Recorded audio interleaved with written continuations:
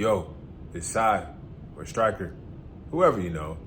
I'm in the library. I'm in the library right now. Look at the view right here. So basically, I wanted to make this video in a different location to talk about the persistence and how it feels for real, but on your journey is probably what's necessary in order to get over the hump.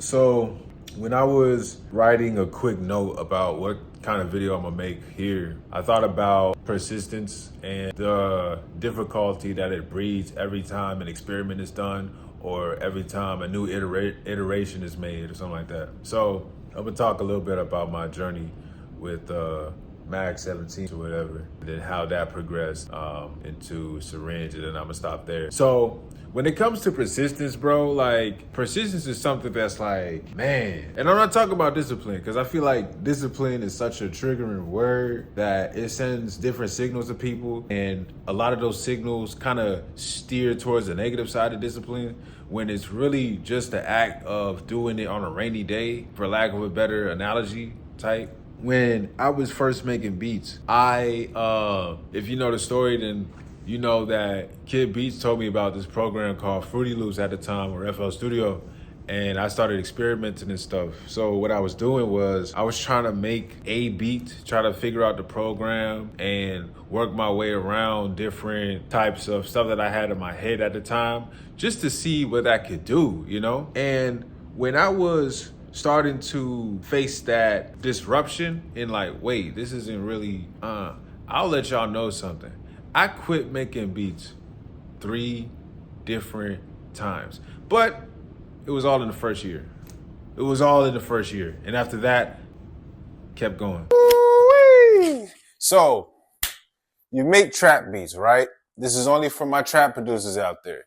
If you want some new patterns like MIDI files that you can drag and drop into your beats, you can check out the Trap Patterns kit that I released a couple months back on my website, landstrikesound.com, or check out the link in the description, bio, or below to find out more.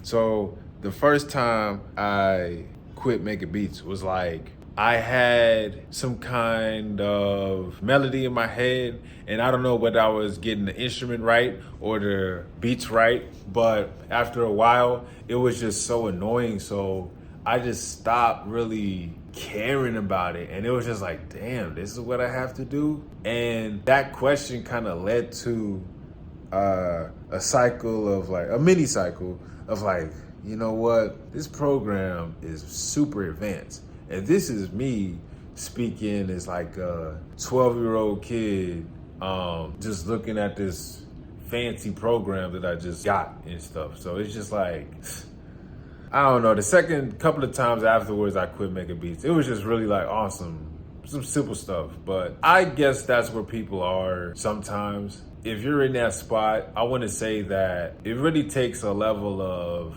trying to dig your way through, because at that time, I don't think I was really browsing tutorials that much.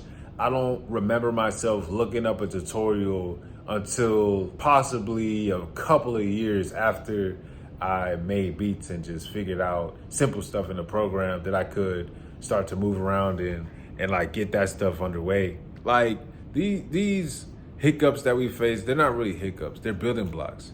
These building blocks of disruption are really tests to whatever power that you have in your mind, you have up in your subconscious, conscious, whatever you believe in. And it's really testing to see, like, are you willing to get through this obstacle in this manner, in this way, at this time, in order to access the next module of what you need, in order to create what you wanted to create, or in order to access what you wanted to access, or in order to take the action that you were trying to take the action on. You know what I'm saying? I'm gonna let that marinate.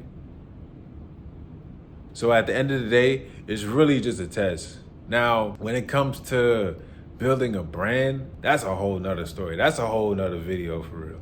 That's a whole nother video for real. But anyways, like when it comes to persistence, I want to stick to this. When it comes to persistence, it's just that, I don't know, I don't get the same reaction that I get from discipline, but discipline now is just the act of doing it during those grunt moments. Well, persistence is just persistently showing up or persistently poking at the problem or persistently pricking something until that thing unlocks and it accesses a new level that we haven't accessed before. I haven't accessed before. You haven't accessed before. So it's just like, I gotta keep pricking at this until I get enough iterations in. And then with enough iterations, I can take those iterations and be like, you know what? I like these iterations. I don't really like those iterations. And those iterations, whatever. Those iterations, those are really, really cool for real. But yeah, persistence is really one of those things where, I don't know. And the reason I'm saying I don't know like this is because when I think of persistence, I think of it as being related to discipline in some way. But persist, I have to keep approaching. I'll look the definition up after this video. I didn't come that prepared, but discipline to me is more so a thing of every day. Persistence to me is like, oh, new situational issue. How are you going to get out of this one? And that's just how I think about it.